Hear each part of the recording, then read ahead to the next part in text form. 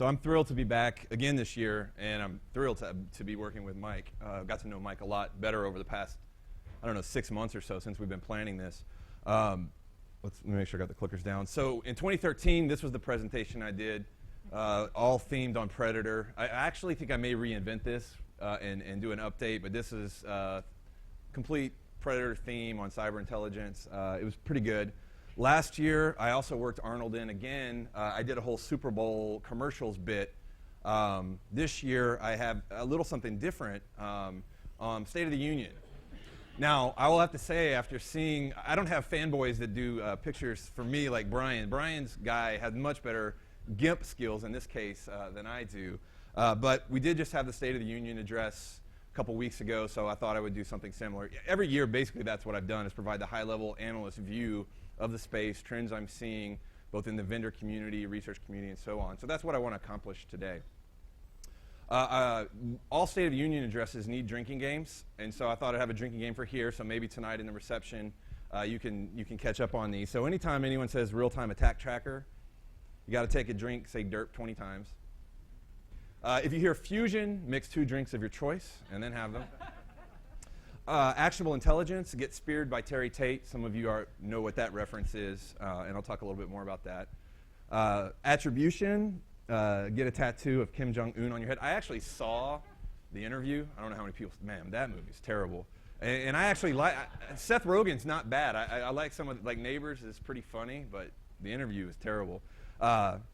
Sticks, share a drink with a colleague. So there's our drinking stuff. So kind of a play on words on all the buzzwords I hear as an analyst. You can imagine for me, I'm talking to, in some cases, maybe 5 to 10 vendors a week. I'm taking inquiries from customers.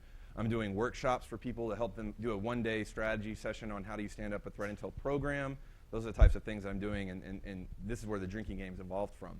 And I have actually worked in, both in my slides and talk, I'll be saying some of these words, so listen for them. I won't go through the agenda slide, obviously. We're going to work our way through that. Investment in the space is hot right now. Yeah, so Eyesight Partners was the latest. A couple weeks ago, they just got a $30 million round from Bessemer. If you track this space, Bessemer is probably one of the best groups that you could come and fund this. David Cohen, who led the investment, also invests in IID, who is another threat intelligence provider that's out there. So this is pretty big investment. Eyesight already has Blackstone as an investor as well, so they've got some pretty significant backing.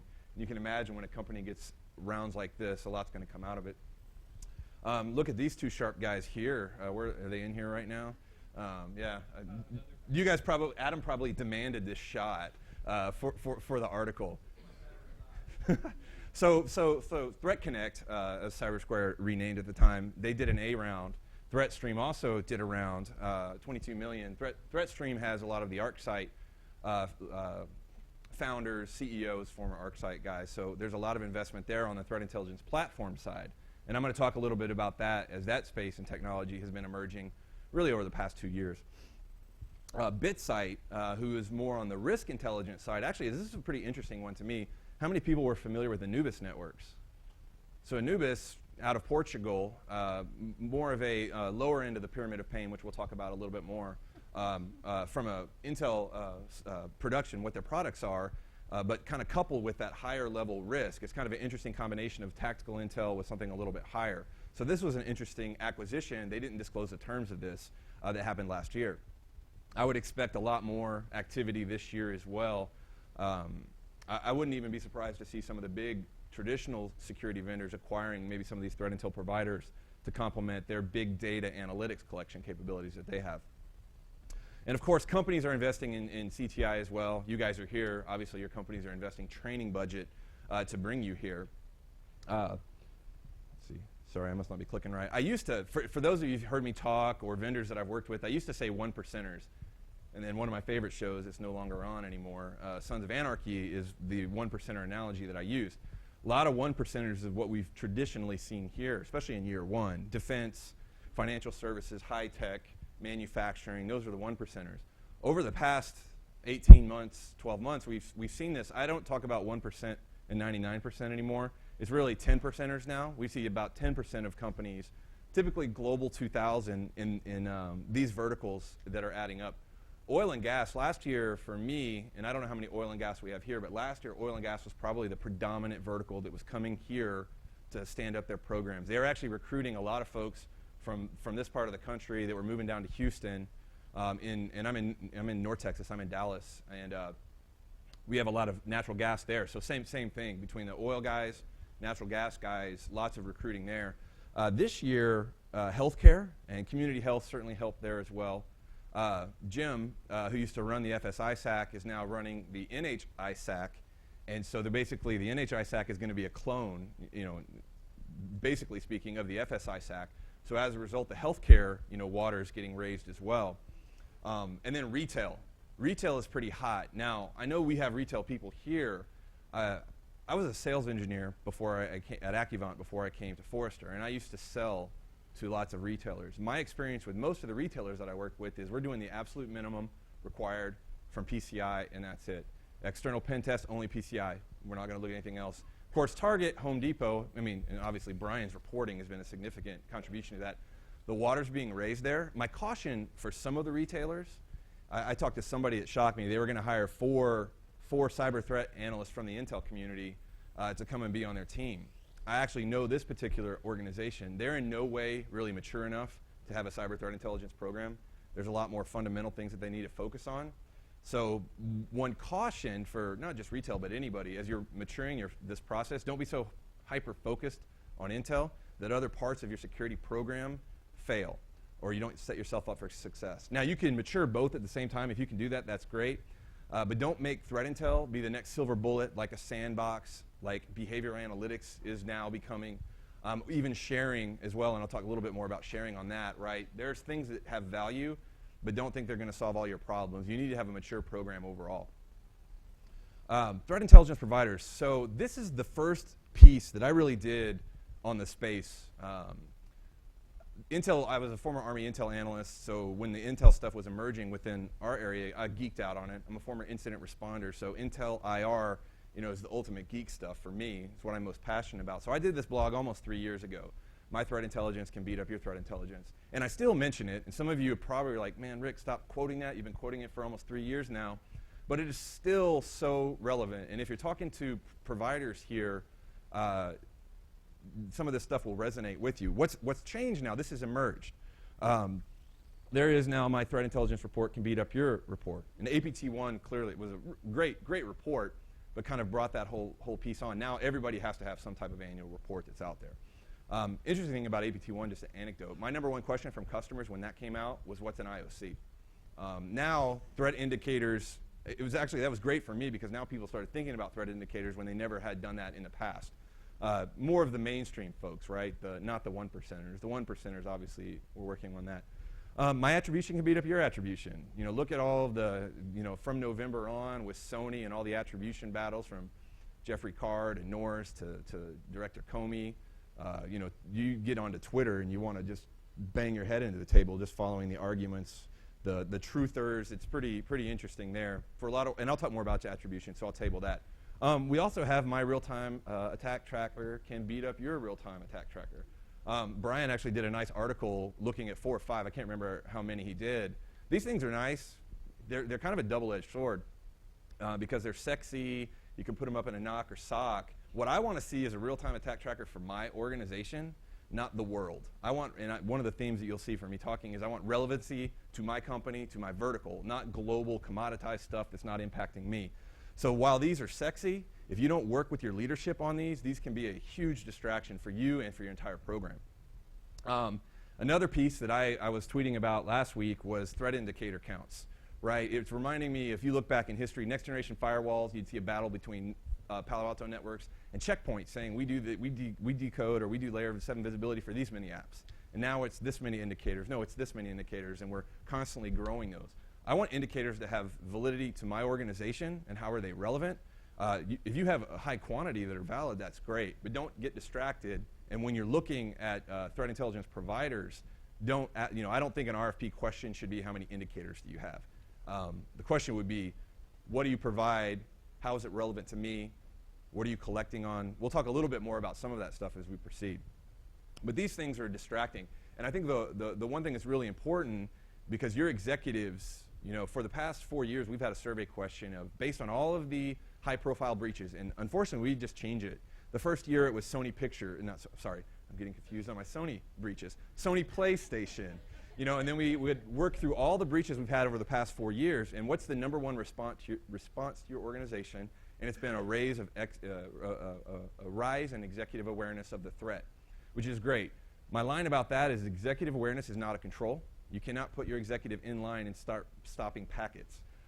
So you need to take advantage of executive awareness. You know, it's something that's a tool, but their awareness of some of these things, the attack maps, they could be detrimental. So I think it's really why, if you're an executive here, and I know there are, or you're working with your executives within IT, within security, and the larger agency or a company they're at, you really got to communicate with them. You don't want them to start freaking out when they see the latest report from CrowdStrike or Mandiant or FireEye. They just released another one today, actually. So you got to manage expectations up the chain of command. So this is from last year. I included it in my presentation last year because I'm getting sick and tired of actionable intelligence. Here's another thing where I keep going back to the well because it's still so valid. Actionable intelligence just is an absolute beating. Every vendor has actionable intelligence. So I presented this here last year, and then I did a blog about RSA conference and how I would have, in fact, somebody told me I should have worn a Terry Tate jersey on the expo floor at RSA because all the vendors out there that were talking about actionable intelligence. David Bianco, who used to be at Mandiant, he did a blog where he went out at RSA last year, and I think he asked 10 different vendors their definition of threat intelligence, and I think he got 8 or 9 different responses. So there's a lot of confusion here as to what actionable intelligence is. Last year, I went through a number of different components of it. I've done a number of different webinars on it. But I still think it's valid. Actionable intelligence, not even just from the threat intelligence providers, but from the semantics, you know, anybody, every vendor is hooking on to actionable intelligence in their way. We'll talk a little bit about that a little bit more. One of the things that I brought up was this. I'm an ex-Army guy, so I'm biased towards Army things. So I'd use Army Field Manual 2-2 on Intel. And there's actually 9 or 10 or I can't remember the number, characteristics of actionable intel. I took 7 of them and then wrote a piece and adopted them to our space. Relevancy was one of the #1 important ones that I think that are out there. There's a lot of other characteristics, timeliness, integration, things like that. But if it's not relevant to your organization, it's not going to be actionable. And I think this is where we fall down in many of the threat intelligence providers. Right now, I'm doing research with threat intelligence providers. I'm working with 18 or 19. A number of the providers are here now. And you know, I kind of have 3 tiers, and this is kind of generic or high level, but you'll get it right. There's the real-time attack maps, and many of them are on this global stuff. This is commoditized stuff. This may be, you know, maybe it's important it's attacking your organization, but what we're seeing across the globe. As you work your way down, it gets more expensive, right? Here's my vertical. So what's targeting my vertical, my geo, and my vertical? And then obviously down at the bottom is you. The one thing that I think is the most important thing when looking at threat intelligence, especially on providers, you don't have any more relevant information than what's actually happening within your organization. So many people that I have an inquiry with are looking at investing in an external provider, and I say, what type of collection capabilities do you have on the inside? How are you building dossiers on the attacks that have actually occurred against you? And we're not doing that. So before you go out and spend a significant amount of money on an external provider, you need to be doing internal collection. And ultimately, you would fuse the internal and the external together. So that would just be, and I know my friend Mike's got a 360 talk a little bit about that later on this afternoon, but I think that's absolutely key. You need to do a gap analysis of your own collection capabilities and what are you collecting, how are you aggregating that. Threat intelligence platforms come into play here before you move forward. So let's walk through a couple other steps on this. So what's an Intel presentation without pyramid of pain? So I mentioned David Bianco before. This is his pyramid of pain that he did in 2013. Well, the pyramid of pain is just as painful for vendors to provide threat intel as you move your way up. Many of the vendors are really providing the domain names, IP addresses, and hash. Some of the the iSites, iDefense, CrowdStrikes of the world, they're operating at the higher level there. But many are not providing that high level. Now, one of the other things, and I'm getting a little bit ahead of myself, is not everyone, let's be honest here, we're not all going to be running CTI in our organizations. People here are more likely, but you guys are probably the 10% versus the 90%. There's so many companies that what they want is just a feed plugged into a control, and that they don't have time to do it. I work with so many companies that don't have an incident response person. We'll never have an incident response person. They rely on MSSPs. So while I say the bottom of the pyramid isn't great, there's many organizations that's the extent that they're ever going to work at. There's things, automation that's working, in progress, with sticks to try to move up and have a little bit more relevancy and context around the attacks. But you really have different types of consumers, buyers of threat intelligence. What I would do if you're looking at third party, for your RFP is ask the vendors to provide evidence of where their intelligence products. First off, how are they relevant to you, as I already mentioned? And then number two is where do their products fit on this pyramid of pain? And if it's at the bottom end, it may not be as useful to you. Of course, there's a certain level of maturity required for your organization to operate at the top. So TTPs could overwhelm you. A lot of times your security controls aren't going to be able to look at a combination of IP addresses coming from this location during this time frame, as the TTPs can get complex. Tactics, techniques, and procedures. Sorry, I probably should put all the acronyms that are out there, but we love acronyms in the security space. But this would be one of my questions. Where does your intelligence products fit here on the pyramid of pain? So this is from last year. So I moved to Texas, and I was in the Houston area. I was an Oilers fan. I moved to Dallas in the early 90s. I didn't like the Cowboys when they were winning Super Bowls. I was an Oilers fan. I was disenfranchised, disillusioned, upset teenager. And then I became a Cowboys fan and had years and years of mediocrity. So I've been using the Jerry Jones, this isn't your strategy, you're doing your program wrong, and this is from last year's presentation. I am happy to say that this needs to change for me now. I can no longer use the Jerry Jones jokes because he was the executive of the year. And I was hoping I was going to be able to come in and say the Cowboys beat the Super Bowl champs. But it seems like you can now maybe update this slide and maybe put Seattle here and play calling and deciding to pass the ball when you have Marshawn that could just run the ball in plenty of time. I was not going for the Patriots. I don't care for the Seahawks, but my company's based in Boston, and I'm so glad I don't work there, because if I was in the office today, it would just be such a beating to have to talk to my colleagues, because they just rub Red Sox when they win, the Pats all the time in. But really, you've got to have a strategy. I think that's what's really key here. And your strategy can change, right? You could be fail, like Jerry Jones. If you remember the Bob Costas, for those that watch sports, right? Bob Costas did the interview where Jerry Jones referred to him as Jerry Jones, the owner, isn't happy with Jerry Jones, the general manager. Jerry Jones is crazy. So we were pleased here. Des Bryant got robbed, but then Detroit got robbed the week before, and the Cowboys went on. So don't put yourself in a position for one play to win or lose the game. There's a real heavy focus on the lower end of the pyramid, as I kind of mentioned. There's also a real need to have more strategic or strategery, as our friend. I actually thought when I started including this in slides that was a real quote from President Bush, because you kind of would think that, but actually no, it was the Saturday Night Live bit.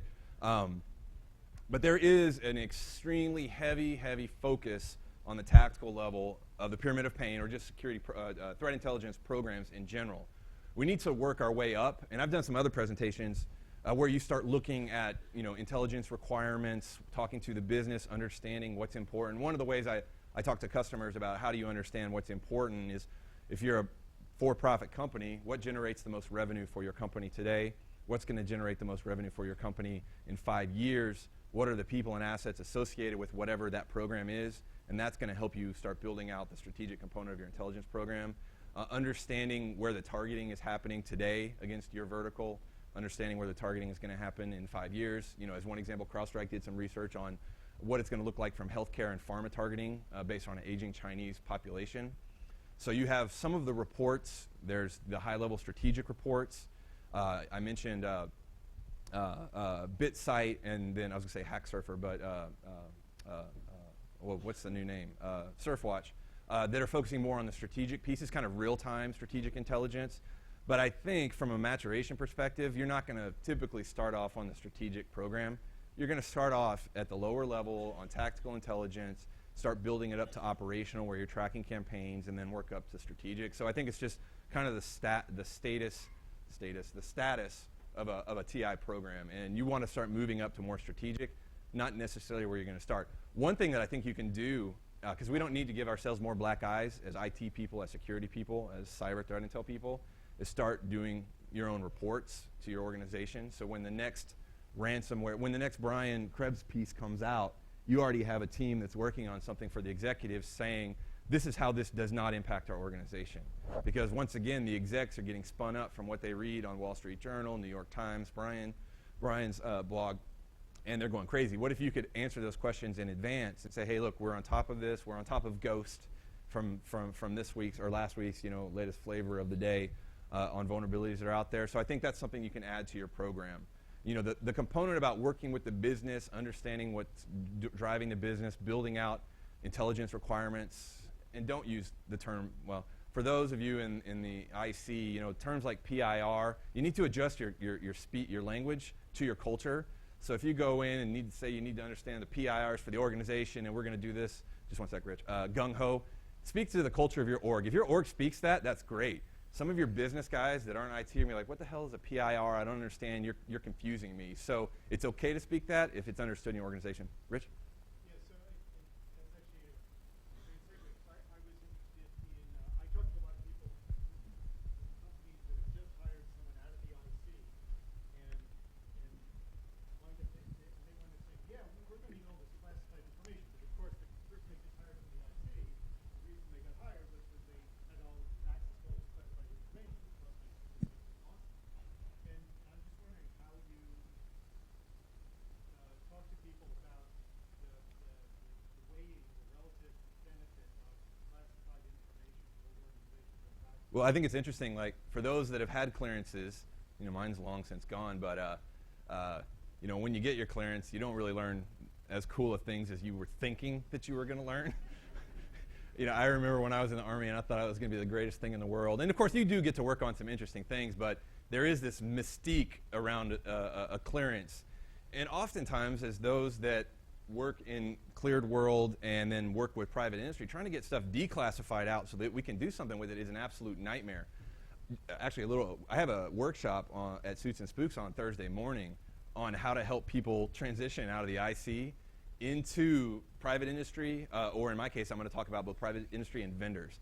Because the IC, I don't know if bleeding is the right term, but people are leaving the IC left and right. I'm getting quotes from, in fact, I made a joke about it on Twitter last week. I think last Friday, I had I'm from Intok. I'm from, where was that? I had, was it 8200? What's the Israeli SIGINT group? Is it 8200? I had 8200, and then I had a former FBI cyber person all in one day. And I was like, man, I had like a trifecta. Well, I guess if I would have had GCHQ, that probably would have been the cherry on top. But that is one thing. If you are, if you're ever going to move to the vendor side, trying to establish credibility is important. But just know that everybody has got some. One of my jokes is that every vendor has got to have a flag officer on their board. There's one vendor that's trying to do a briefing with me that's saying that they have, military grade X. And I'm like, what the heck does military grade even mean? Just be careful on even marketing yourself if you come out of the IC. People may not get it, or they may hear it so much their eyes roll. Now, I'm a little bit biased because I hear it every day, all the time, and it's a bit of droning for me. Although there are, one of the follow-up questions, and I was having this conversation with, I don't remember who, Rich and I may have talked about this, where, I'm at NSA, well, what did you do at NSA? There's different roles. For some people, you may be able to drop a name, 3-letter agency, and someone like, wow, that's pretty cool. People that are informed might know what different missions are, different things, and so there's different levels of credibility there. So I do think I do get some of the people that just drop an agency and maybe what they did wasn't nearly as exciting as what they're trying to do, and they're trying to get street cred. So a little bit of sidebar, but for those of you in the IC or from the IC, been in the IC, just maybe a caution on how you market that. But definitely in these industries that I'm mentioning, especially in Houston, Houston's been recruiting people from here big time in the oil and gas, both from the vendor side and directly out of the IC. Lack of professional tradecraft. This was, and Mike mentioned this in our mission or our outline or our goals for this whole session, was to have more in here about tradecraft this year. And we do have 2 talks tomorrow afternoon on this. Now, this is one of the pieces that I've been adding in some of my research for people to take a look at Many of you may be aware of this, may not be. But, in fact, some of the battles between Sony and what was the methodology being used from some of the vendors, confirmation bias. I would highly recommend that if you don't know this book, take a look at it. I really am looking forward to the 2 talks tomorrow afternoon. I think they're going to be really helpful here. I've had some conversations with some very senior people from companies in this room, actually, in the FSI SAC, about a lot of jumping to conclusions, particularly, and I don't mean this negative towards any of the incident response people, because that's my background, but seeing something and then just thinking that that's what it is. No competing hypothesis, a lot of that. So I think also, as I said, as a program matures, the strategic intelligence component happens. As a program matures, the professional tradecraft improves as well. You may have to bring people in from the IC for this. There are degree programs, full programs, master's degrees, where you can do some of this stuff. I think Treadstone has a class where they teach some of this stuff. I would like to see more of like week-long tradecraft classes that you could go and get. I don't want to say because you would go for the certs purpose, but something to kind of help raise the bar from those of us that come out of the intelligence community on some of the way that you think about doing analysis. But I won't talk more about this because we've got 2 great talks tomorrow on this piece. But definitely check that book out. And that entire Center for Study of Intelligence has got good stuff as well. Sony Pictures. In the webinar I did on this, I had a whole lot more here, but I removed a whole lot of the content because I think we're all just beat down by Sony Pictures. You could probably talk about each one of these things for quite some time. You might be curious why Swiper's on there. I'll tell you in a little bit. But what I wanted to talk about here is the hierarchy of needs. Those of you that follow me have heard me talk about this in the past as well. My number one inquiry type from customers is talk to me about a particular sandbox vendor, malware analysis vendor. 2 minutes into the conversation, it's quite clear that it has absolutely nothing to do with malware analysis. It's what is our strategy? We are overwhelmed. What are we going to do? So I wrote this research, 2-part research last year. And I've done entire webinars on even different sections of it, so I'm not going to walk through it all. The bottoms actually have a strategy. If I ask someone what their 2015 strategy is and it's cyber threat intelligence, wrong. Interestingly enough, I still have healthcare companies that say their strategy for 2015 is full disk encryption. I'm like, oh man, that's pretty bad. Could be someone else that's chasing cyber threat intel when they're missing a real key component for their number 1 type of loss. The number 2 piece here is people. You're not going to, despite how much we want the magic box to solve all our problems, we still have to have people. Those could be internally sourced people or externally sourced people through software as a service, through analyst on demand, through MSSPs, but it's about people. Focus on the fundamentals. A lot of people chasing cyber threat intelligence, but all of their VPNs have no 2-factor authentication. Citrix, no 2-factor authentication. All the endpoints in their environment, same local admin, username, password.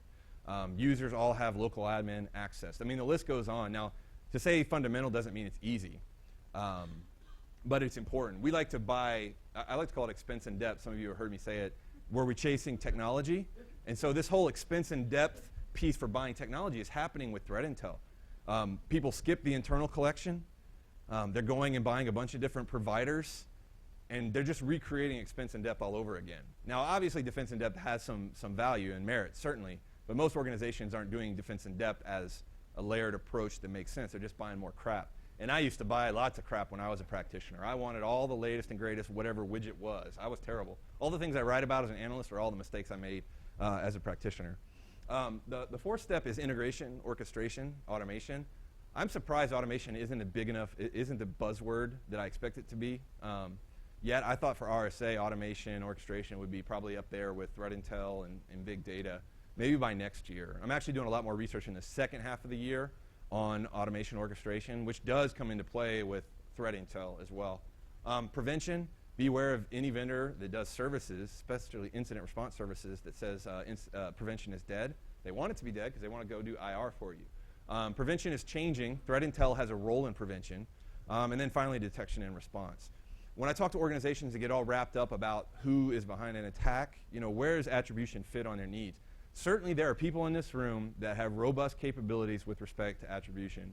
Many in the classified world, and then there's private companies that actually have, there's some private FSISAC members that my joke is they have better intel programs than some small countries. So there are folks that are working at that level, but you need to be a pretty high level of maturity before you start working that. and you may work with law enforcement that's going to handle that side of the equation. But once again, executives will get distracted by this. In fact, I wanted to do, Richard Baitlick's has been doing some blogs on why executives should care about that, and I want to do a counter blog about that, is that shouldn't be the first question for most executives, and we need to educate them, get in front of the board. So I won't talk any more about attribution because it's really just a beating, but I thought I would mention it nonetheless. I want to take a water break. So as I was doing my State of the Union bits, this is from Marco Rubio 2 years ago. Although I don't know if you saw the senator that did this year's Republican response. She's actually I don't know, she's a full bird colonel in the reserves, and her talk was painful to listen to. And I was just imagining having to listen to her at parade rest, and people are collapsing. But then I saw her last week. She was in a Senate subcommittee hearing on intel sharing, and she spoke great questions. Very, I think maybe it was just the presentation in front of the TV versus natural dialogue. But so let's move on to platforms. So this has been emerging for a while, and it continues to. You guys may have seen this graphic. I reuse a lot of stuff, but it's still very relevant. This is how I, at a high level, kind of characterize threat intelligence. Ryan's talk that's coming up next is going to dig more into a deeper level down on this. But on the one side, you've got all your sources. Notice that the bottom, internally derived, is there. I actually need to move that up to the top. So it's the very first one to kind of call it out, or maybe put a bubble around it so people know to start there. So you got commercial sources, private sources, government sources, internal sources. You got an analyst, despite having 2 monitors, is very, very overwhelmed. And the analyst has to triage, dedupe, all the different painful things that analysts have to do. And then ultimately, we have to get it out to our controls. The analogy here is CIA had details on terrorists that were doing flight school training before 9/11. It didn't make it out to the FBI. Actionable intelligence that wasn't integrated. Integrated was also one of the characteristics that I talk about for actionable intelligence. Also a good RFP request is how do you integrate your intelligence products into my portfolio. So really it's ingest, analyze, and integrate that we need to be doing here. Threat intelligence platforms have emerged to kind of help out with this stuff, to kind of be the point guard, the quarterback, insert sports analogy here, whatever analogy works for you there. I'm doing research right now. I just got a bunch of surveys back last week. I think all the vendors that are here have responded as well. Some of them hadn't on this. So I'm doing research on threat intelligence platforms as we speak. For those that remember the second Iraq War, Rumsfeld made this comment about the Army. The reality, sad reality, is that SIEMs aren't going anywhere. A lot of folks are, to successfully operationalize a SIEM takes a lot of work. So they're not going anywhere. If you look ahead, or even in the market today, some organizations, a SIEM with a feed is the extent that they'll ever do. And as long as that SIEM can then go and talk to my firewalls, my IPSs at that lower level of maturity. Let's see what I got here. Yeah, so one of the shout out to the GE and Lockheed Martin story. It's not everyone is these groups, right? These are definitely the 1%ers or 0.001%ers there. Everyone else is not. So their SIEMs are going to continue to be a big component of their program. The SIEM vendors are all adding more threat intelligence capabilities. I don't think they're as robust today.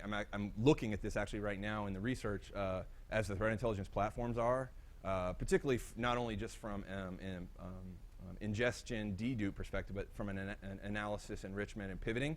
But I think SIEM players are going to make some acquisitions here because, how many people like their SIEMs? I think I saw one hand that was half up, and then I saw like that. So, but they're not going anywhere, right? They're being, especially from an IR perspective, from a look back. So you can expect these guys to try to regain relevancy.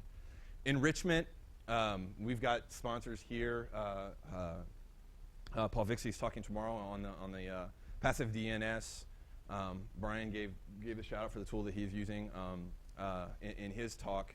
I remember the first time I got a SIEM, I was so happy that I didn't have to go SSH into a bunch of different machines and then grep and do all kinds of stuff manually and collect. I want all this stuff in one place. So enrichment is getting added. Now GeoIP sadly leads to the GeoIP as attribution story. Once again, educating, because all the vendors are adding nice, sexy GeoIP maps that if a CISO comes up and says, "Oh, China," it could very well be China, but there's more education that's needed there. One of the big pieces on enrichment, and I think by the end of the year, almost every security vendor is going to have a portal like OpenDNS has, Emerging Threats, who's here as well, they expose where you can query their data. Mandiant had capability that they rolled out prior to the acquisition where you could go into a portal and what does vendor X know about this player or this IP, this hash, whatever the case may be. So the challenge for the vendors is going to be you're not going to buy a bunch of these. You may buy a handful. So how are they going to be, once again, goes back to the relevancy. Okay, OpenDNS, how is this relevant to me? What are you tracking for my vertical? I actually wish the vendors would start breaking down their big data analytics by verticals. So taking action on the integration component here. You got big boxes like Centripetal that probably a lot of you are looking at, or some of the folks that I know in the room are looking at. Big box, basically doing layer 3, layer 4 types of enforcement on threat intelligence, can ingest feeds. Norse has an appliance to do this as well, because a lot of the security controls, they can't consume intel. Or, especially from the banks, we're trying to do DDoS mitigation. Several years ago, some of their devices weren't capable of doing that mitigation, or would stall out when you have a watch list that needs to be 40,000 IPs or something like that. I see some smiles in the audience from firsthand pain there. Proofpoint actually acquired NetCitadel, and NetCitadel was acting as a middleware to kind of go out and talk to the proxies, the firewalls, and things like that. So that's happening as well. I'm going to kind of pick up the pace because I think, as an analyst, I'm talking too much and killing my time here. But threat intelligence sharing, I already mentioned circle of trust as a real big piece. You need to be in a circle of trust. See, I did give a shout out to Neighbors. I did say the interview was terrible, but Neighbors is a good one. That's the one on there. So Stix. Last year at this point, I think all the vendors and a lot of the companies weren't sure who was going to win the dot race. This year, that has changed. I think Stix has got significant momentum over the past 18 months. Right now, my vendors are no longer really waiting to see who's going to win. What they're waiting on is for Stix to be mature enough for them to do integrations with, the majority of my vendors. Now, there are some vendors like Confer on the endpoint that are doing more. They've actually gone full throttle into this area. So it's kind of a wait and see, when is it going to be on our roadmap? I mean, I think anyone that's working with Stix now knows, there's more work to be done, but I think there's no longer really a question of which one's in the lead. Still a long road ahead, as I said. Here's some of the vendors that are doing stuff. It's a huge list. I can't even keep track.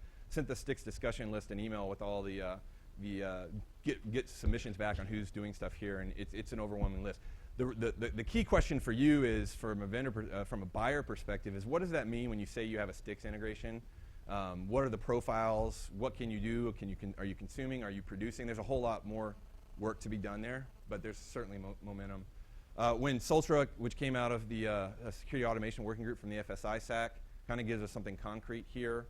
There's a lot of work to be done with Sultra as well, but Halo Taxi is out now, and it's actually pulling in open source feeds that you can then go and connect and pull stuff. So we actually have an implementation that we can work with. So you might take a look at that. If you're interested in Stix, get on the discussion list. And then if you see an email that has like 40 responses in the thread, you know it's something pretty interesting or hot topic, so follow that. One thing I would say, sharing alone is not a threat intelligence platform. Don't get wrapped up in sharing to be a silver bullet. There's a certain level of maturity required in an organization to share.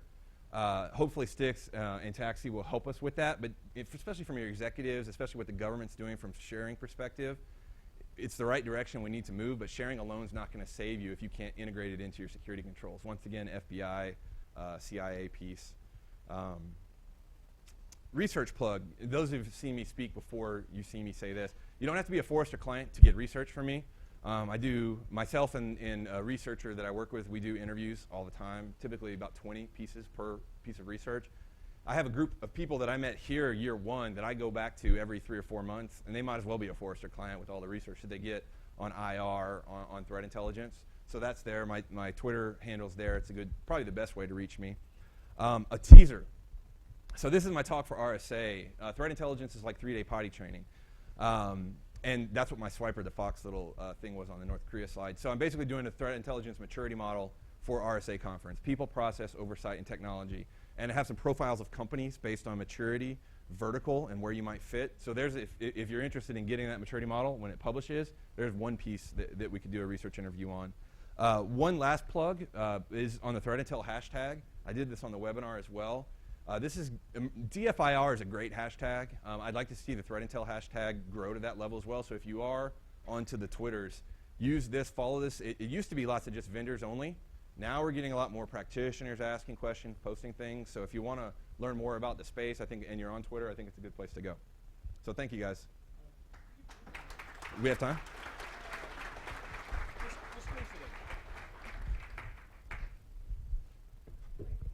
We've got time for one or two questions. Sorry, I went longer than I expected. Hey, Rick. After reviewing a lot of the other threat intel companies, they seem to have a conflicting definition of tactical, strategic, and operational threat intel. Will you be including that with your report? At least provide a definition so that we stop getting definitions is conflict? key here. But one of the things that I struggle with on this is, does it matter to most companies? For those that come out of the IC, there's clear differentiation between them. I almost think there's strategic and there's operational to make for the 90% to make sense. So I struggle with too much IC talk and acronyms and tradecraft to try to have the lowest common denominator. But I will, in fact, in the provider one I'm doing right now, I'm going to have examples of TTPs. I'm going to have those 3 levels in there to try to help with that, because clearly, as actionable intelligence indicates, we have a big definitions problem in the space, particularly on the vendor side, and then it just confuses everybody as to what these things are. One more.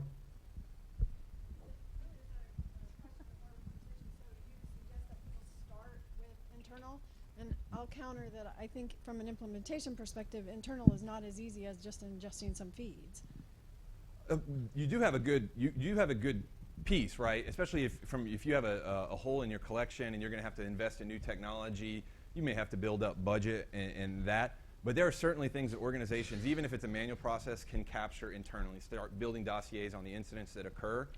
If you're going to, and then on the OSINT side, how many people have? This is a good question for the room. How many people have had success or got valuable information from open source intelligence? Feeds, from the feeds that are out there. So a few hands that are going up. That's also a piece where you kind of got to know the pain of that before you might go to the commercial side as well. So I agree with the comment.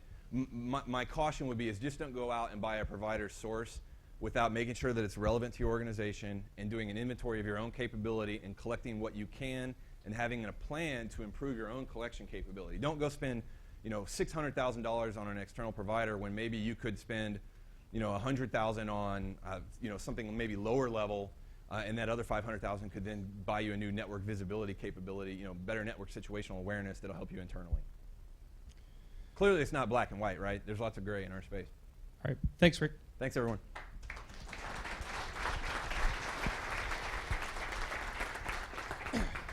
All right, so I'd like to introduce our next speaker. So we opened a call for papers, as some of you probably noticed, for this summit, and we got a really overwhelming response. And as Rick and I were looking through the responses, I saw one from Ryan Stillions. I was like, holy crap, Ryan, where has he been? I haven't seen him in years. So Ryan is an old colleague of mine from the Defense Industrial Base. I believe we met when you were with Rockwell Collins. Yep. But I know you also worked with GE CERT for a while. You've been around for a while. I can tell you from firsthand experience, Ryan is a fantastic analyst, and he's going to be talking with everyone today about exactly the problem that Rick just touched on, which is how do we go about managing all of this data that we've got, right? That's coming in from these threat intel feeds. And Ryan is currently the head of incident response, detection and response services for Vigilant. Thanks. Good to see you. Yeah, good to see you again, man. Thanks. What a tough act to follow, I guess. After Krebs and Holland took all my steam, I think I'll just recite some random crap that I downloaded from the internet, and then we'll all go to lunch, if that works. Clicker. 1 minute. We'll wait while we get the slides running. But yeah, my background is in incident detection and response. I've had the great fortune to work at a lot of different places. Kind of got my start in the aerospace and defense industry, went in the Air Force, and that led me to work for places like Lockheed and a couple other large aerospace and defense contractors. And we ran into a lot of really cool stuff, 8, 10, 12 years ago. And I've also had the great opportunity to work at really large organizations like GE CERT, where I had the fun of taking all of this, tactical threat data and applying it to all of our detective controls and doing it at scale. So what I mean by doing it at scale is you've got 400,000 endpoints and you have to get your host-based intelligence data down to the detective control that you have at the host. Or maybe you have a bunch of network-based indicators that you have to get deployed out to your NSM sensors. Doing that at scale is really exciting because you learn new challenges that you typically don't identify or would see in a smaller organization. So now I work for Vigilant.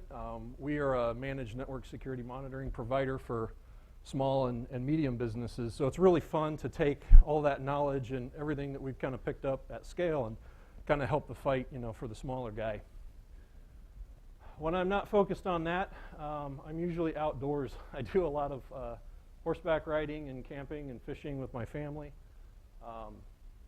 I would be remiss if I didn't throw a shout out to our charity partners. Vigilant donates an insane amount of our revenue to these two charity partners because they help out with orphanages and helping out with orphaned people all around the world. So if you call me, there's a good chance I'll either be fishing or on, taking your call on the back of a horse. This is actually in eastern Iowa where I live. I just wanted to throw these on here to so you guys can kind of be my witness that it's not all cornfields and Interstate 80. There actually is some cool places that are off the beaten path. So before we kind of get too deep into excuse me, talking about threat intel feeds and how do we get them into our gear, I think it'd be kind of wise to backtrack for a quick second and talk about how we got into this mess in the first place. There's kind of a evolution or progression that we've all kind of gone through in our organizations, and I see it over and over and over at every single place I go, and it's kind of like this. In the early 90s, we all were kind of in this era of prevention, and if you were a security professional back then, you remember what I'm talking about. You typically weren't doing threat intelligence or incident response. You were probably managing or maintaining some kind of security technology, like you were in charge of the proxies, or you managed the firewalls, or you managed the endpoint protection, and it was all predominantly about protect, and prevent. But as Richard Baitlick wisely pointed out 10 years ago, prevention eventually fails. So for those reasons, we have to have a response capability.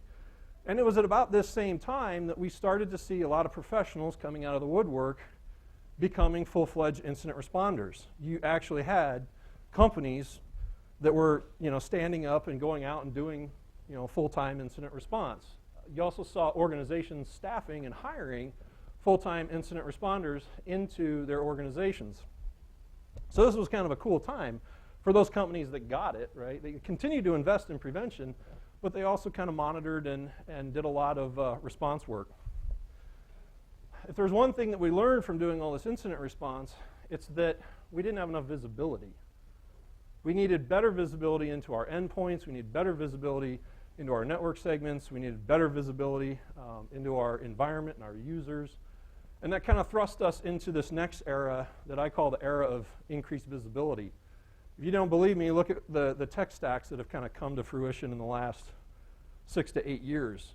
Right? We can now see stuff on the endpoints a lot better than we could years ago. We can see stuff at the network layer a hell of a lot better than we could 6 to 8 years ago. Look at the work that's gone on with open source projects in this space, like volatility. I didn't have that, 6 to 8 years ago. There's a lot of really cool visibility work that's gone on.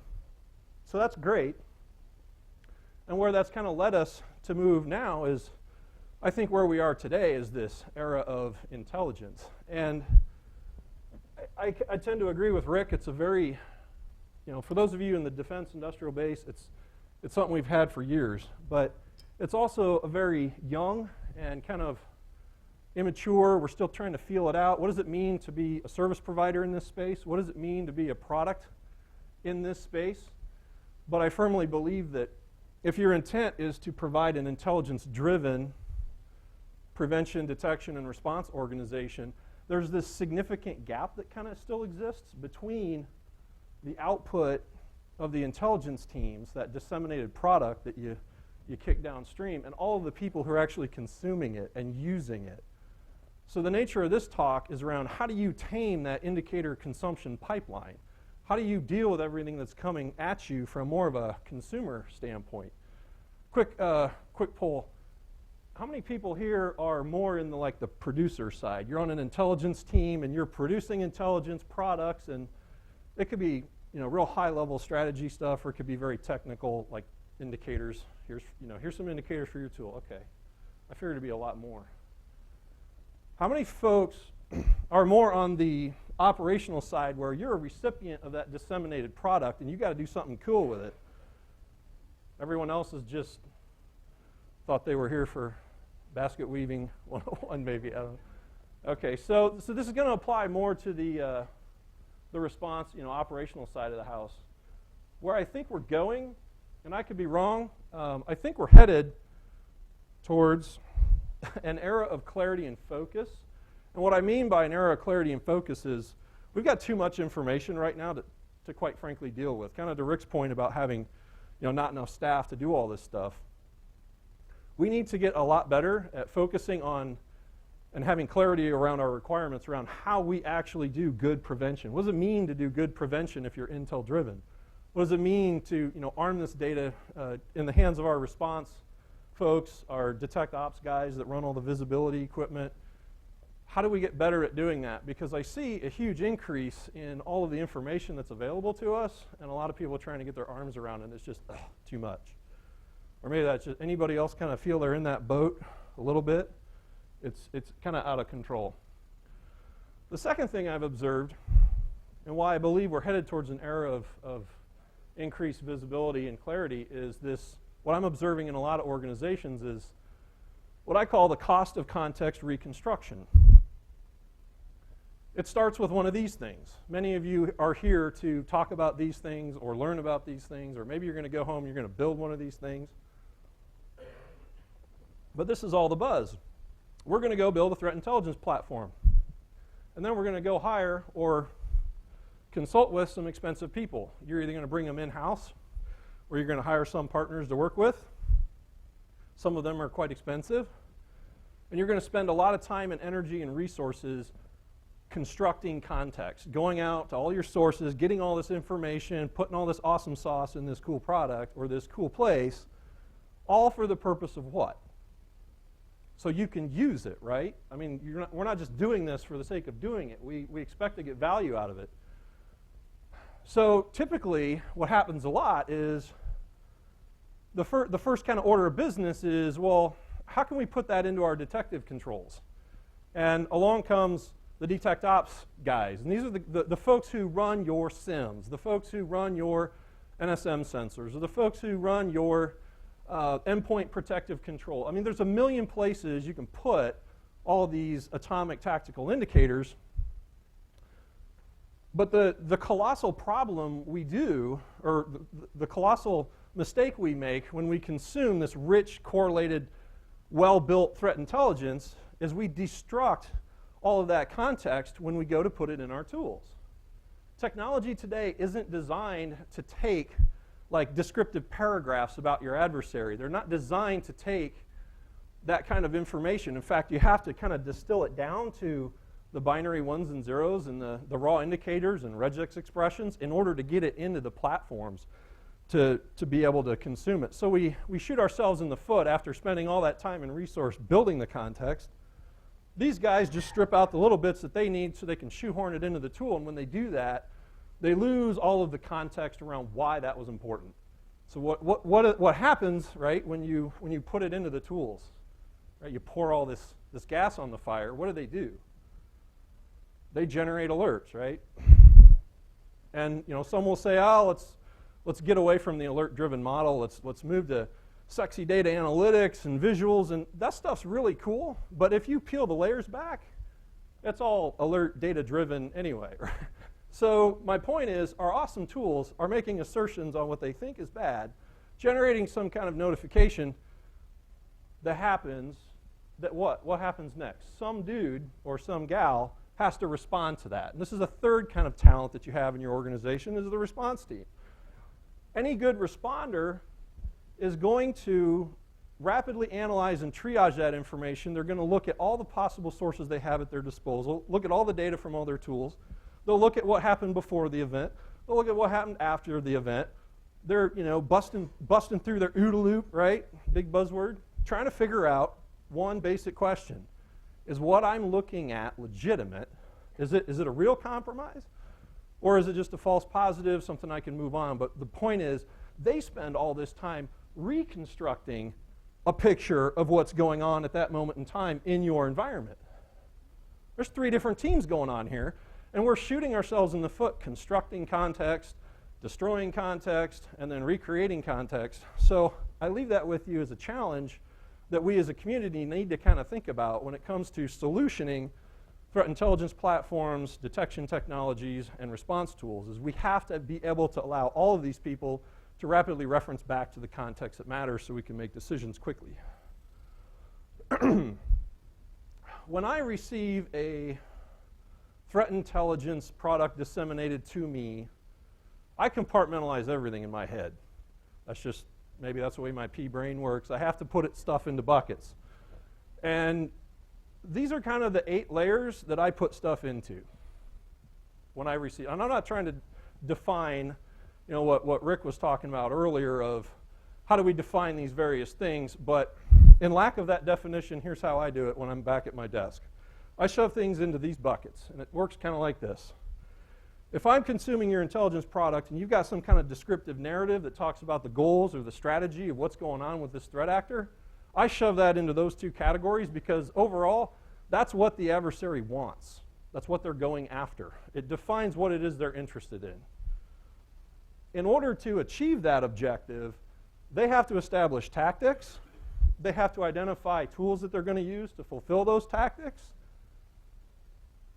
These tactics, techniques, and procedures combined with those tools constitutes the how. Where this is what they want, this is the how they plan to get it. It's like the means to the ends. And as professionals, we should be spending 80% of our time focusing in the sweet spot in the middle, analyzing this information, sharing this information, figuring out how to detect at this level, but we don't. The unfortunate observation I make in the industry is that most everyone focuses 90% of their attention below the line. This is just the mere breadcrumbs, if you will, of what happened either during or after the attack. I don't mean to, dismiss the importance of these 2 levels, because it's through these 2 levels that we can actually detect what's going on in our environment. It's through this rich information that we can kind of build this upper picture. But what I struggled with for many, many years, and most organizations do, is they're trying to get their hands around this problem of how do I just deal with host artifacts? How do I deal with network artifacts? And by that, I define that as the whole picture of what was going on at the host during compromise, or what was going on at the network during the recon phase or the delivery phase, right? If you take that technical information, you shake it through a screen, all the subatomic particles that fall out on the floor, those are your atomic indicators that we often have to shove into our detection tools. So the rest of this presentation is all about dealing with this bottom tier, because I know that's where most of you struggle, is operationalizing this stuff. And I put this together because I've seen this occur at a lot of different organizations, both big and small. And I started to observe there's like this similar kind of pipeline that most people have to go through in order to get to this level of completion so that you can focus on what's above the line, so to speak. What I find is most organizations are kind of organized like this. You may be sitting right across from each other, like 1 cubicle over. Your intelligence team is off doing awesome stuff. They're gathering, they're analyzing, all this data from all their different sources. They're providing awesome products. Maybe that's a company you've hired to help you with that problem. Down here is your event analysts, your triage teams, the people dealing with the output from all of those tools. And although your CISO may tell you, yeah, we've got all this covered, there's actually this huge chasm of disconnect that exists between these 2 organizations with respect to consuming all the information. So I started asking myself, what is common about consuming tactical indicators that could apply to a small company, a medium-sized business, a Fortune 10 company with 600 network sensors and multiple terabytes a day going into their SIEM. What's the common denominator of things we need to look at in order to get good at digesting this? So I came up with kind of a model. It's like a pipeline, if you will, of the kind of things that you can focus on more from an objective point of view on all of your tools to help you with this. And the pipeline kind of looks like this. I apologize if you can't see it in the back. We'll deep dive into each of these sections real quick. But it starts off with 3 core phases where we deal with raw data, fielding that information, and maintaining that information. And each one of these circles along this journey through the pipeline is an opportunity for you to choose if you want to act and do something better to kind of improve your maturity. You can choose to do nothing, or you can actually choose to do something. And these are kind of the common things that I started to see across every single organization. The reason, in high-level summary, that we focus on raw data is to make sure that we're only consuming the right stuff. So the earlier point about there's way too much crap out there to deal with, this kind of helps you filter it down and make sure you're only ingesting what you absolutely need to at that moment in time for your org. Fielding it, we talk about this so that we get really, really good at deploying it. This is where a lot of organizations break down, is they have tons and tons of good data. They're just not really good at operationalizing it or getting it into their environments fast enough. And then lastly, we have to maintain it. And there's some things that we can do to maintain so that, quite frankly, our gear doesn't blow up and our analysts won't kill us. I've spent many a month and many a year in front of analyst consoles, 24/7 operations for really huge organizations, investigating a lot of alert, driven response, and that's fun, but you have to have a good feedback mechanism all the way back up to your intel sources to constantly tune all the way along this pipeline. So to jump in real quick, we're going to go through these as fast as I possibly can. Raw data is all of your tactical indicators, regardless of where you got them, from yourself, from some other source. I want you to take all of that stuff and for a moment shove it in this black box. That's where it lives, okay? Some people refer to this as disseminated intelligence. Please don't take offense when I call it raw data, because to me, it's not intelligence, it's just raw data. Within that information, there's a subset of it that's actionable for me to be able to consume it and use it. Meaning there's some stuff that makes sense to use for the sake of detection. There's also a lot of information that it's great for maybe attribution, it's great for high-level correlations and stuff, but it's just not actionable from a detection standpoint. That's what lives inside this first decision gate. So if you haven't already, we need to ask ourselves, can we even act on this information if we wanted to? Do we have platforms in our environment capable of consuming these kinds of indicators? Which requires you to know your tech stacks. Okay, you have to know what kind of gear you're running. You have to know how does it consume tactical information. Does it have an API that you have to slam stuff into? Heaven forbid you have to load it through a UI. But you need to find out how your tools ingest this information so that you can kind of identify where your gaps are, right? If you're paying for or you're collecting a whole bunch of tactical indicators and you notice that there's a whole bunch of it that you can't really use, that's not necessarily a problem with your source that's providing you this information. It's a problem with your ability to consume it. So this makes for a great opportunity to kind of look downstream and maybe queue up some areas of improvement, places where to put it. Within that subset of information, there's that which is accurate. And I think Rick would refer to this as relevant, right? When I say accurate, it's accurately aligned to your detection objectives. Every company should have detection objectives that basically identify what's important to us to detect. We're no longer in the business of being able to just push out a bunch of rules that detect everything everywhere all the time. If you don't have PCI data in your environment, don't look for it.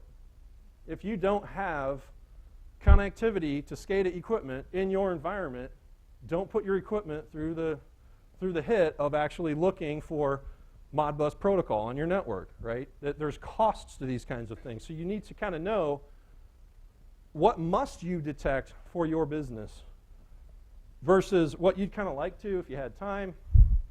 And then there's that pile of stuff that's like, why bother? We're not even going to deal with it. This is important because it forces you to kind of prioritize what it is that's important for you to detect, making sure that you only consume what's accurately aligned to your objectives. Timely, Rick talked about this a little bit earlier, but I find that shelf life matters. Shelf life to your indicators is very important. There's some information, it's like a standing order. I just need you to look for this all the time. I don't care if it fires 8 months from now. Look for this information because it's guaranteed bad if you see it on an endpoint, if you see it on the network. Some stuff has like an expiration date, kind of like our milk, right? This is probably going to be good for about 3 weeks, and then you need to get rid of it. Most people here don't ever have expiration dates on their threat intel feeds. How many people download lists of IPs and domains and stuff from all these billions of sources, and it's a single field list, right? Are there any dates, any time context around that information as to when it ages out or where it came from? Typically, there's not. And also, was it good between? If you're an organization who shares an awful lot with other companies in your industry, you might get information about an attack that happened over at their organization, and they'll say, this is kind of when it started, and this is kind of when it ended, and we remediated. So you have that information. You knew when it started and when it ended. You can certainly accept that data, but just know that it was only kind of good in between these dates. This kind of forces you to evaluate the temporal accuracy of the information that you're dealing with. So finally, right, all of this stuff, you're probably thinking, God, our intelligence guys should be doing this for us. But I have found with both, some of the most state-of-the-art internal intelligence teams will produce intelligence data for you that's not necessarily actionable, accurate, or timely for the purposes of detection in your environment. So you do have to kind of do some filtration here in the raw data phase. But we ultimately get to a point where we're going to make a final decision on whether we want to act on it or not. It's okay to not act on information. That's perfectly fine. But you need to kind of keep track of that. Like, keep track in some system that you have in your environment. Keep track of the who, what, where, whens, and whys of when you decided to consume something downstream or not. Because from here forward, things get kind of expensive in terms of manpower and processing. Even if you automate an awful lot of stuff, it's just costly from here forward. It's very, very helpful post-breach to be able to say, well, when did we learn about this information? And when did we get it out into our environment? And who was the person that kind of made that call to do that or to not do that? This captures and kind of records your go, no-go consumption choice. So that's raw data, right? Pretty simple. A lot of nods like, yeah, that's obvious. But nobody does it, is the point. We got to do this so that we're only consuming the right stuff. When it comes to fielding the information, this really cool thing kind of happens in this second phase. It's where our raw data it ceases to become just information and tactical data. It becomes detection logic. And I make a huge distinction between indicators and detection logic. This is where this magical one-to-many transformation happens. You're taking that information and you're saying, based on what we know about this malware or this exploit or this phish or wherever it might be, how can we get the maximum amount of detection across all of our tech stack?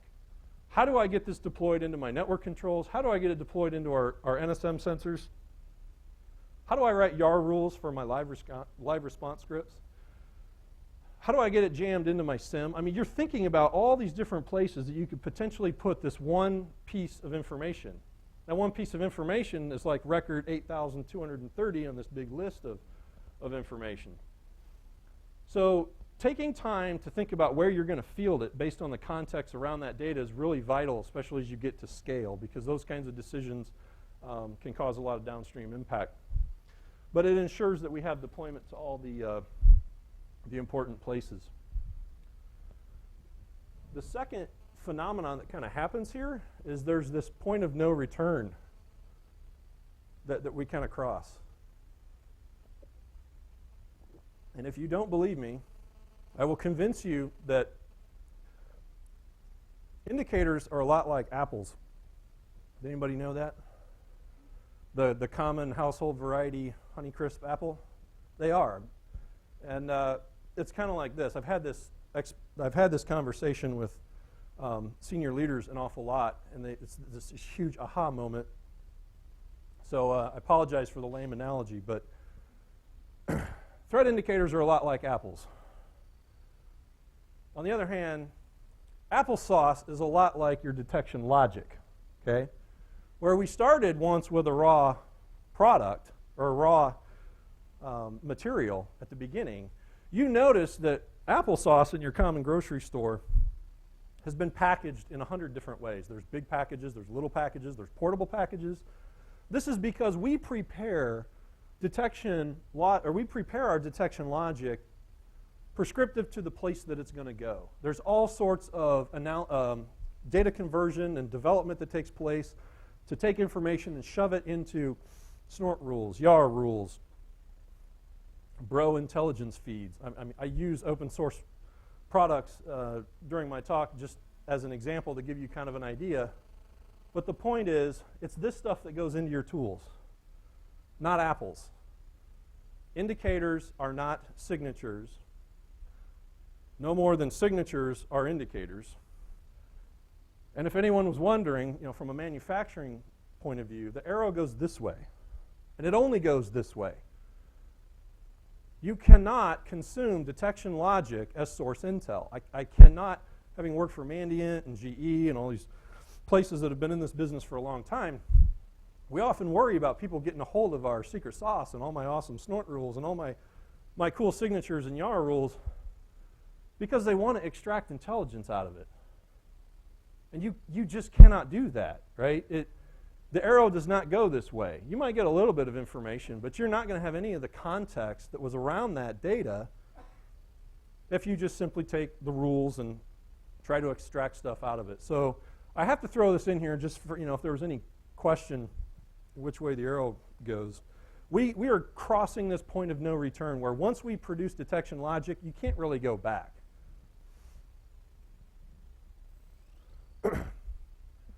So the next kind of logical progression, everything in black was what we said we wanted to do something with, that we wanted to feel that was accurate and actionable and timely.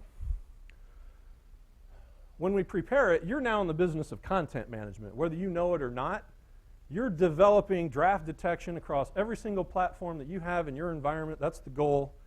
And you're creating this in the form of input lists and JSON data structures and detection signatures. It's all over the place. I hope you have it source controlled in some kind of source control repository with revision tracking.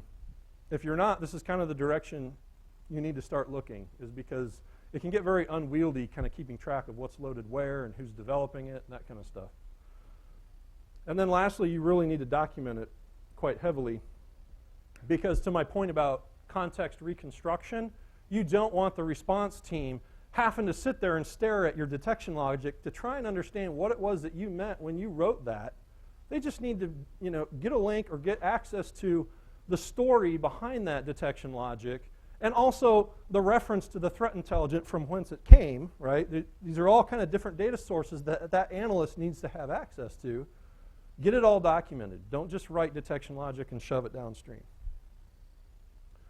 Localized is where, before we deploy to all of our systems, we take a good hard look at our architectures, and we only deploy what we need to deploy in the right places. So you want to deploy based on your topologies of your environment. I'll give you an example.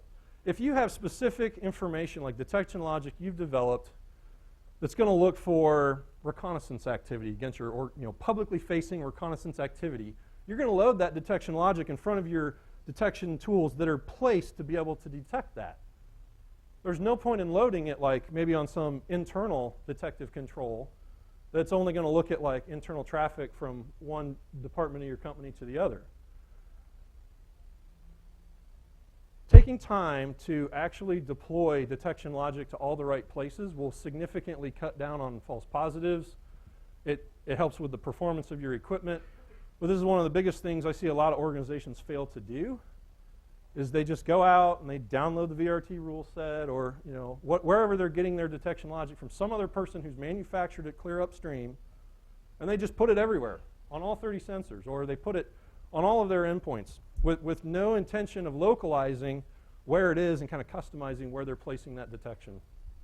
This, again, may seem very trivial, But at scale, this matters. It's the difference between a couple hundred false positive detections or a couple 100,000 false positive detections. Tested at a higher level of maturity, we want to make sure that we try to test this under load if you can. I always try to have a test box and a pool of test endpoint systems that I can actually test all this stuff on before I deploy it to production so that you can kind of prevent what I call detection brownouts. I'll never forget, like 3 or 4 years ago, I was in a super huge hurry. We were in the middle of an incident, and I was trying to push a rule out to some equipment, and I screwed up the regex expression syntax in this IDS rule. And it was the equivalent of like look for .star in your HTTP traffic. It was a good regex expression like this long, but it was written wrong. So when it went out to all of my sensors, I ultimately realized, like as it was pushing, oh crap. And for a moment, we had basically, or I had basically DOSed our entire capability to detect at the network level. Licked my wounds with my tail between my legs. I went back. I fixed it immediately. But I had caused a detection brownout, and I had to let the guys know that who were monitoring that for a while we may have some impacts. So you can avoid this by having some kind of testing rig. And again, that's very common. Everyone says you should do it. But it definitely reduces your chances of disruption when you're dealing across multiple tech stacks, when you're dealing with SIEMs and endpoints and network, right? You're taking that one bit of information, putting it in all these places. You need to be able to test each of those places that you're putting it. So you finally make a decision to ship it and get it out the door. The only things I really keep track of here is when and where the detection logic hits. It's never a binary 1 or a 0. And I get asked that an awful lot by senior leaders. They're like, do we have detection coverage for this? It's never a yes or no. It's like kind of sort of like we're deployed over here, but our links to Brazil are really crappy, so it's going to be an hour. And depending on whether it's host or network or SIEM, you got to kind of know what your average deploy times are for all of this equipment ahead of time so that you can kind of say, yeah, we're 30% right now. We'll be at 80 to 100% deployment coverage within the hour or whatever the case that might be. Figure that out ahead of time, pre-breach, so that you know that information when your hair's not on fire. And that kind of captures your go, no-go decision choice. So fielded, right, was all about helping us get really good at deploying it. But maintenance, you say, why do we need to focus on maintenance at all? I thought we were done, right? We created an awesome product. We shipped it down to all the people who need to consume it. They wrote some detection logic. Okay, I want you to think of everything you have ever deployed downstream in any tool that you have and ask yourself, do you tune it? Do you optimize it at all? Do you go back and look at what you deployed through? No, most people don't because their hair's on fire. Okay? You cannot just keep deploying this stuff forever. Technology has kind of a glass ceiling of how much stuff you can put into it. It doesn't matter if it's something that you built or if it's something that you bought. All detection technology has upper limits. And you need to find out what those upper limits are in a safe, well thought out way when you're not in the middle of an incident. Does anybody here know how many snort rules you can shove into a snort sensor before you tip that box over? They claim 10,000. The answer is it depends on the hardware. It really does. I mean, I've gotten way more than 10,000 rules loaded in a box. So your detect ops guys really need to do a lot of proactive performance monitoring. You got to know where your hardware sits. You got to know how much you can fit in the front door. A lot of this has to do with how effective you are at writing rules. If you're crappy at operationalizing your detection logic, you're going to be kind of like this guy, where you're just like, you're building stuff and you're kind of deploying it, and yeah, boss, we have detection coverage for that. But meanwhile, there's like equipment that's on fire over here, and no reason for alarm, everything's fine here. This is really important to focus on making sure your hardware is performant, is what this boils down to. Next, we shift our focus from making sure hardware and software that helps us detect is performant, and we change our focus to more around detection efficacy. So this is the stuff that's actually coming out of the tool, right? The alerts that are coming out. We want to look at how efficient they are in terms of true positive, false positive ratios. And the best thing I can refer you to, a friend of mine, Chris Sanders, did a really cool blog on what he calls precision. The general premise behind this is that you could have detection logic that generates 500 false positives a day, and you'd probably want to turn that off. But what if I told you that same detection logic, after producing 500 false positives a day, also produced 1,200 true positives? Suddenly we might not want to turn that detection logic off. So precision balances those two and says, based on the real world true positive versus false positive ratios, there's some math involved. He's a math guy. You can go check that out. It's a really cool way to focus on efficiency. But if you're the kind of shop who deploys tactical indicators and then you really care about maintaining what's deployed in terms of your SIEM correlation rules or your network sensor rules or your endpoint rules that you use, this is where you're focusing on tuning that stuff. If you ever go back and tweak something a little bit after you've deployed it, this is what you're doing, is you're working on making it more efficient so that we only detect what we intend to and balance that efficacy.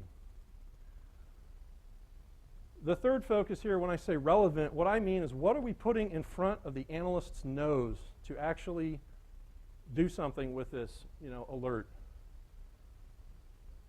And the one thing I can encourage folks here is don't put everything in front of your analyst. Get away from alerting everything under the sun and putting it into their console. The bottom line is, an analyst's time is very, very precious.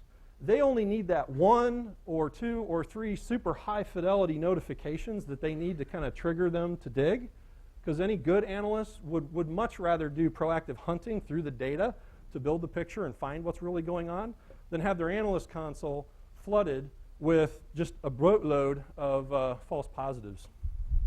So this goes to reducing the cost of context reconstruction. Our goal here is to produce a final product, right, that throughout this entire pipeline has yielded performance systems that are running well, efficient detection logic, and relevant and actionable alerts. So again, this is so our gear doesn't blow up and our analysts don't shoot us. So I often get asked, okay, yeah, that all makes sense. That's cool. That makes sense and all, but how do I go build this pipeline? Or maybe I have pieces of this in my environment now, but it's not really formalized and it's kind of meh. How do I focus on getting this built? And here's kind of what I observe. You have to answer that question with a question. Go back and find out what systems you currently have that help you with some of this, each one of these steps. Find out for each one of these things, what do you already have in place and what don't you? And what I usually almost always find is there's this magical line that kind of exists right here.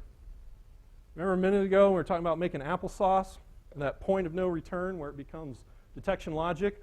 Ironically, that's kind of the same point of no return. And what I almost always hear, and I'm not going to name commercial vendors, I almost hear that we use some kind of threat intelligence management platform, okay? Like crits. Beyond this line, it gets very gray and very fuzzy because solutions like this weren't designed to help you with detection operations. They were designed to help you with researching information about threats. So I find a lot of people struggle with this to find implementations. They end up using things like Puppet, or they use a metric crap ton of Python, and they just kind of automate it in their environment, and that's what we've had to do at scale for many places.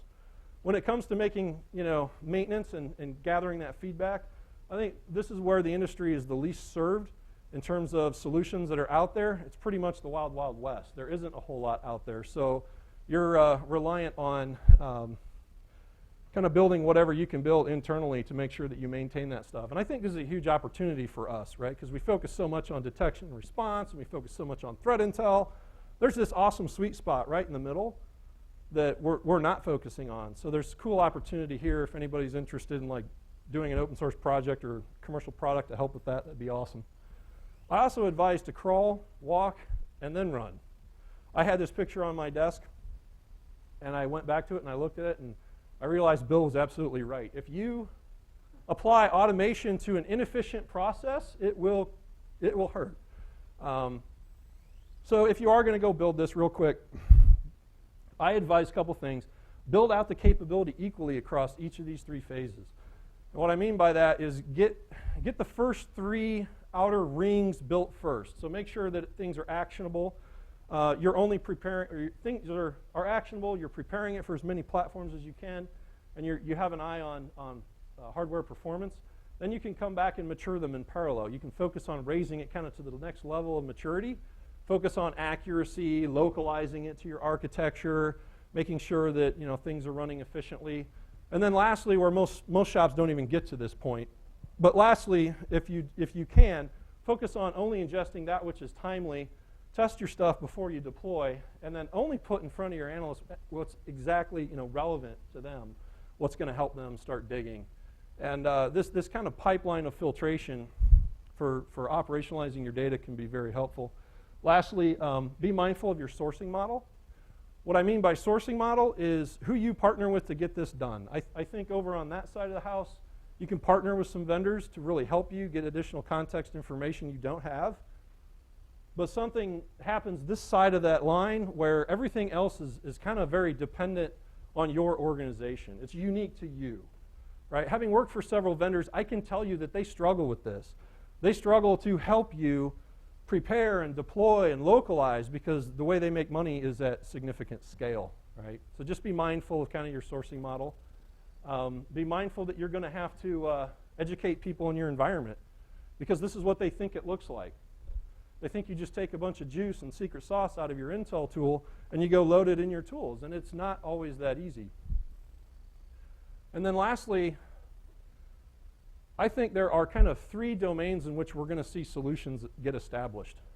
We have had response platforms for many years. We're now seeing growth in intelligence platforms, and I think maybe where our future is going to go is actually building integration platforms that sit in the middle, that are vendor neutral. That's the biggest thing. I've seen some solutions out there that help you take Intel and get it out into your places, but they're not all vendor independent, or maybe they're specific to a certain domain like just SIEMs or just network technologies. The reason I think we're going to see this kind of balance across all of these 3 come to fruition is because the intelligence mission has always been largely about information. It's information-centric. The response side of the house has always been very investigative-centric, just by the nature of the people that we have doing that function.